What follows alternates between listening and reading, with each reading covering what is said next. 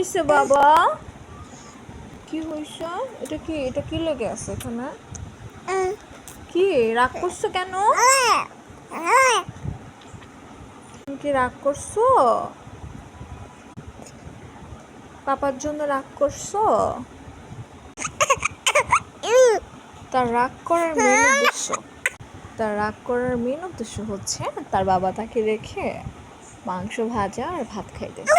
আর রেখে বলা যাবে না, তাকে সাদা হয়েছে কেন লেট হইলো, এই জন্য খাটে আইসা রাগ করে বসে আছে। ওই যে তার বাবা খাইতেছে, একটু কাছে থেকে দেখাই।